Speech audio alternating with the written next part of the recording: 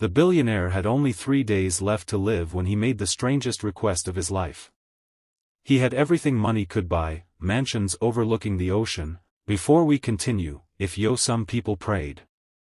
Some people cried in hallways when they thought nobody was watching. And some people, unfortunately, disappeared completely when illness became inconvenient. Elena had seen all of it. Room 1907 belonged to Arthur Whitmore, a 72-year-old billionaire whose name appeared regularly in financial magazines.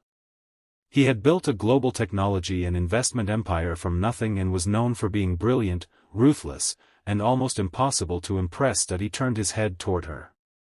For several seconds, neither of them spoke. Then he asked the question that would change everything. "Will you be my daughter for a day?" Elena thought she had misunderstood him. She looked at the chart, then at him. His eyes were strangely calm. She gently asked whether he was confused or experiencing pain. Arthur shook his head. Arthur continued slowly, explaining that Claire had been angry with him because he had chosen his company over his family again and again. He had missed birthdays. He had cancelled dinners. He had promised to attend important moments and then allowed business emergencies to take priority. He had always believed there would be more time. One more chance to tell his daughter that he loved her. Elena listened without interrupting. Arthur looked toward the rain-covered window. He told her that his birthday was 3 days away. He believed he would not live to see it. His doctors had given him perhaps 72 hours. That he wanted to spend one day pretending that Claire had somehow come back to him. He wanted Elena to sit beside him, eat breakfast with him, walk through the hospital garden, listen to his memories, and allow him to be a father one final time. Then he said something that broke Elena's heart.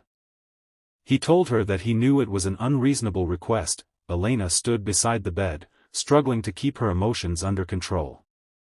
She had professional boundaries. She knew she should refuse. Yet when she looked into Arthur's eyes, she didn't see a billionaire. She saw an old man terrified of dying alone. So she agreed. Not because of money.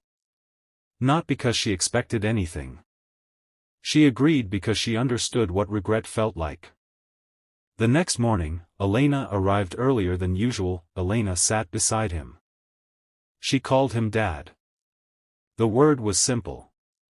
2 letters. But Arthur closed his eyes. A tear slipped down his cheek. He whispered that he had waited 28 years to hear it again. They spent the morning talking. Arthur told her about Claire as if he were opening a locked room inside himself. He described her childhood, her stubbornness, her laughter, and the way she used to leave books everywhere around the house. He told Elena about the first time Claire had called him selfish, his presence. Elena listened. Sometimes she smiled. Sometimes she cried. And sometimes she simply held his hand. Around noon, Arthur asked Elena whether she had a family. She hesitated. For the first time, the arrangement between them seemed less like an act and more like 2 lonely people sharing wounds neither had ever fully healed. The afternoon brought them to the hospital garden. Arthur was pushed outside in a wheelchair. The rain had stopped, leaving the garden fresh and quiet. Water glistened on the leaves, and the air smelled of wet earth, but sometimes it allowed people to stop being prisoners of it. Arthur became silent. For a long moment, he stared at the flowers. Then he admitted something he had never told anyone. He had spent millions trying to find a way to contact Claire after her death. He had hired investigators to locate old friends. He had bought the house where she had lived during college because he couldn't bear the thought of someone else living there, and something changed in his expression. That evening, he asked Elena to stay after her shift. She agreed. They returned to his room. A lawyer was waiting. So was Arthur's longtime business manager. Elena immediately became uncomfortable. Arthur explained that he had discovered something after reading her employment file. Years earlier, Elena's mother had worked for one of his charitable foundations. inside was a handwritten letter from Elena's mother explaining why she believed poor families deserved access to quality medical care. Arthur had read that letter only recently. He had discovered that the woman who had once asked his foundation for help had been the mother of the nurse now sitting beside his hospital bed. He looked at Elena and told her that he had failed her mother too. Not directly. Not intentionally. He wanted to create something in her mother's name. A medical center for families who couldn't afford private healthcare. A place where no mother would have to choose between buying medicine and feeding her children. Elena was overwhelmed. She told him she couldn't accept such a gift. Arthur smiled weakly. He said it wasn't a gift. It was a promise. The billionaire who had once commanded boardrooms could barely lift his hand. But he was still conscious. He asked Elena to open a drawer beside his bed. Inside was a small wooden box. She opened it. There was an old photograph. A young Arthur stood beside a little girl with a bright smile. She unfolded the paper. The handwriting was young and uneven. Claire's letter did not contain anger. It contained sadness. She wrote that she didn't want her father's money. She didn't want his company. She didn't want expensive gifts. She simply wanted him to come home. She said she missed him. She said she loved him. He whispered that he had spent 28 years punishing himself for a message he had never even opened. Then he asked Elena to do something. He wanted her to forgive him. Arthur opened his eyes. For the first time, there was peace in them. He asked Elena to call him Dad one more time. She did. The billionaire was gone. But the story wasn't over. 3 months later, construction began on a new medical center in the heart of the city, but there was another name engraved beneath it. Elena's mother. Arthur had changed his will before he died. He left his fortune to charitable causes, but he also created a special trust for nurses and healthcare workers who dedicated their lives to caring for others. Thousands of families received treatment there. Children were vaccinated.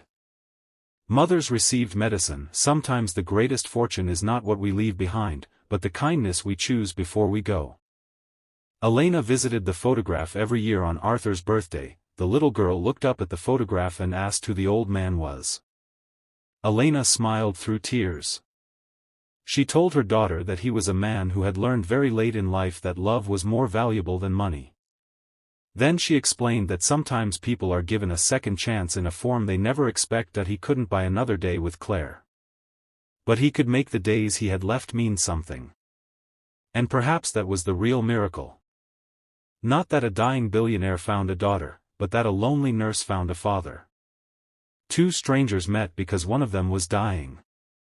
And somehow, in the final days of his life, they gave each other something neither money nor medicine could provide, and a reason to believe that even when life takes something precious away, kindness can still build something beautiful in its place. So if there is someone you love, don't wait for the perfect moment. Call them, because sometimes we spend our entire lives believing there will always be another tomorrow. But tomorrow is never promised. And the words we leave unsaid can become the heaviest things we carry. If this story touched your heart, please like this video, share it with someone who needs to hear it, and subscribe to Kindness Speaks. Your support allows these stories of compassion, forgiveness, and second chances to reach more people. Comment, kindness can heal, below if you believe that one act of kindness can change someone's entire life. Maybe someone reading your comment today needs exactly that reminder. Because sometimes, the person standing in front of us isn't asking for money, they aren't asking us to fix their entire life. Sometimes they are simply asking not to be alone. And sometimes, the smallest act of kindness becomes the greatest gift we could ever give.